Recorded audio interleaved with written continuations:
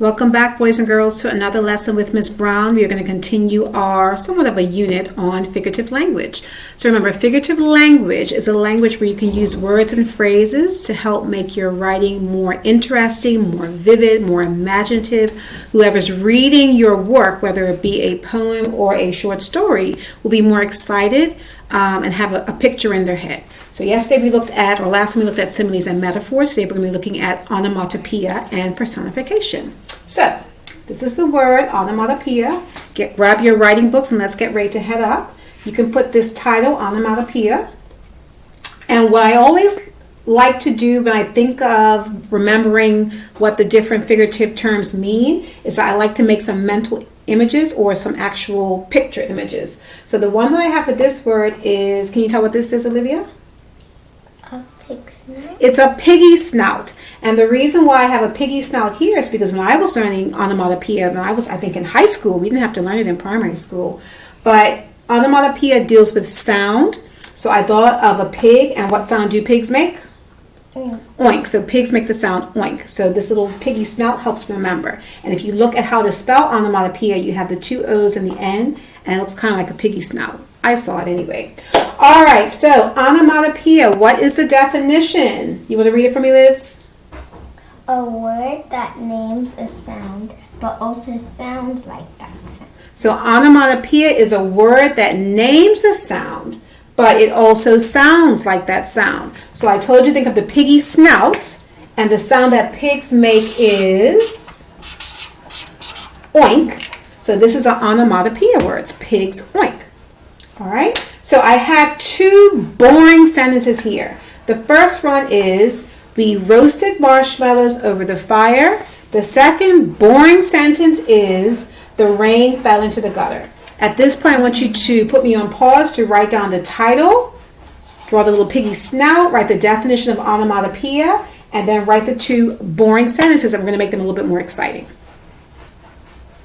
Okay, you should have all of this written down now. So, I told you when you think about onomatopoeia, think about sounds, a word that names a sound but also sounds like that sound.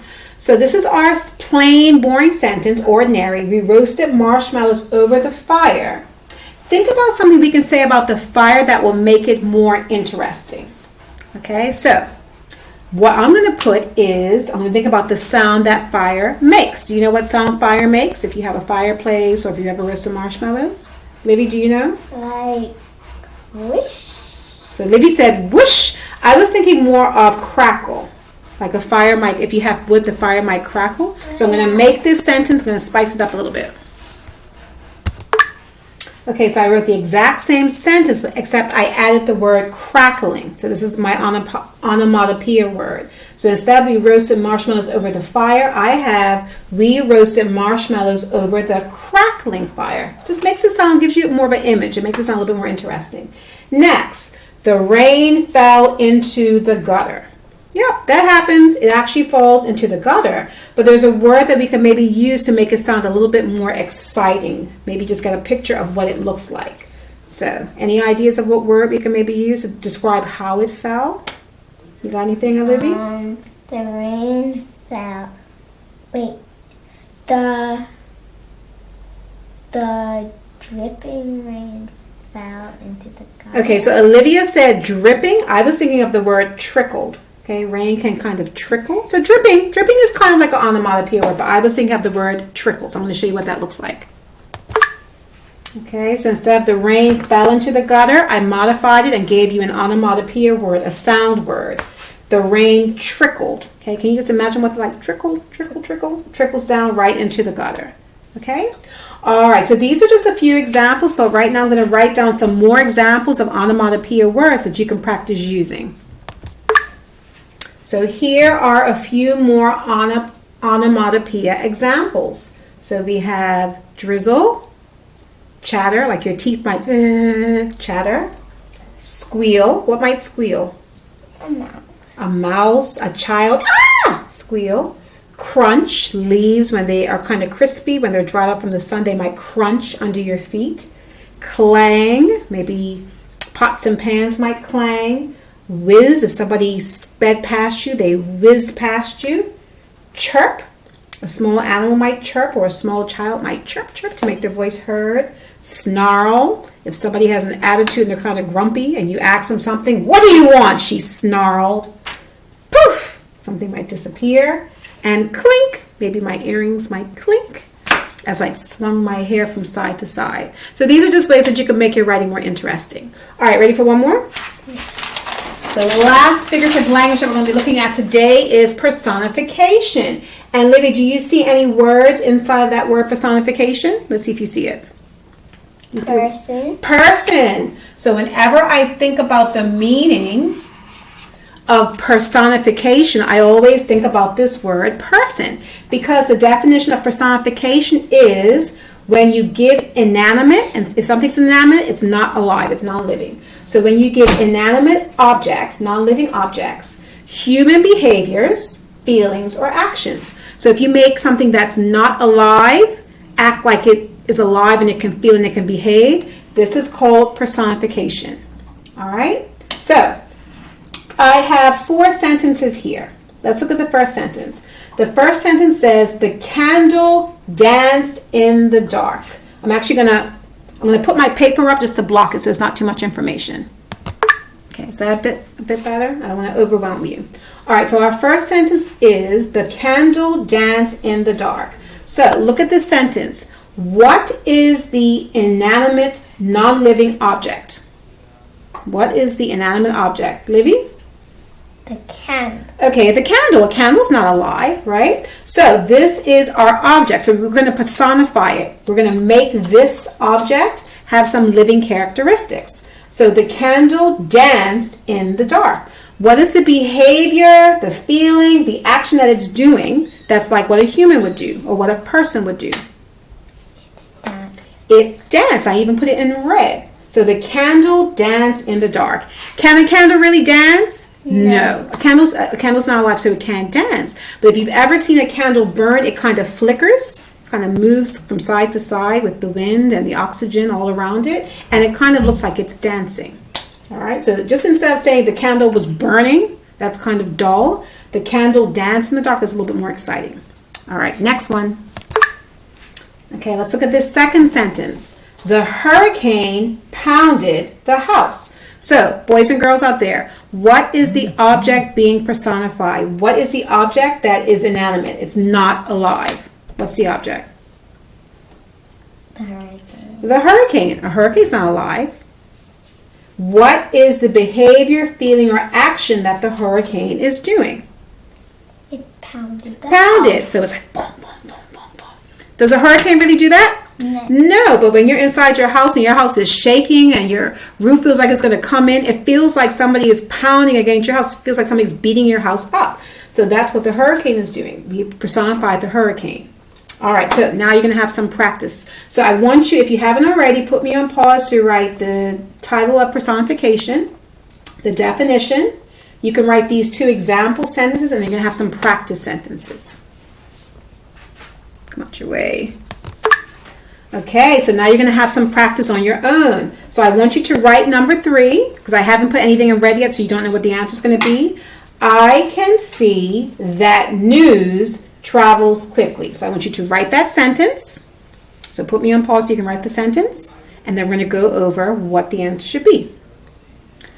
All right, so I can see that news travels quickly. So there's an object that's not alive that's going to be personified, and then there's going to be a human behavior or action that it's going to do. All right, so what I want you to do is I want you to circle the object that's being personified. Circle the object that's being personified. Okay? Olivia, what do you think is being personified? The news. The news. So you should have circled the news. This is the inanimate object. It's not alive, but it's doing some actions that a human would do. So now I want you to underline the action that it's doing, the behavior that it's doing. So what is the news doing? That's like what a person would do. Underline it, and then Olivia's going to give me the answer. Olivia, what's the news doing? It's traveling quickly. It travels. It travels. So news can't put on its shoes and then start walking somewhere. So what does that mean? News travels quickly. Well, it means by word of mouth, I might tell somebody else, and then they might tell somebody else, and then it gets around. So that's what it means by news travels quickly. One more example. One more example. All right. My dog's here. She's learning about personification as well. Okay, last sentence, number 4. You can copy this down. Kenan heard the Kenan, had to make sure I wrote that correctly. Kenan heard the last piece of cake calling his name. So I want you to write that sentence down. Kenan heard the last piece of cake calling his name. And then put me on pause. And now we're going to go over the answers. All right, so Kenan heard the last piece of cake calling his name. What is the inanimate object? I want you to circle the inanimate object. So circle before I can circle it. What's it going to be? What's it going to be? What's the inanimate object that's not alive? Olivia. Cake. The cake. All right, so the cake. So the last piece of cake. I'll just circle cake. If you circle last piece of cake, that's fine because that's what we're talking about. So Kenan heard the last piece of cake. So this is the inanimate object.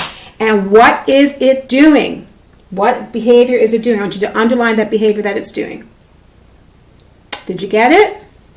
Okay, let's see what Olivia got. Calling his name. So it's calling him like, hey, Kenan, I'm here. Nobody else got me yet. Come eat me. Can the cake really do that? No. No. But what that means is that a person might be Kenan. He really, really wants to eat this cake and he keeps seeing it. He keeps looking at it. He feels like the cake is looking at him and saying, come on, you know you want it. Just come take a little bite.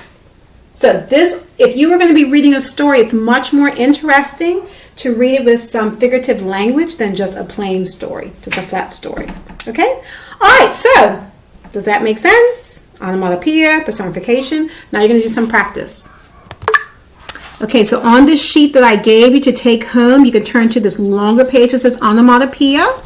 And you can read the description, but basically what I want you to do is in this space, I want you to write as many onomatopoeia words as you can think of. So I gave you a whole bunch on the previous page. You can go back if you need to, or you can come up with some new ones. So write as many onomatopoeia words as you can think of.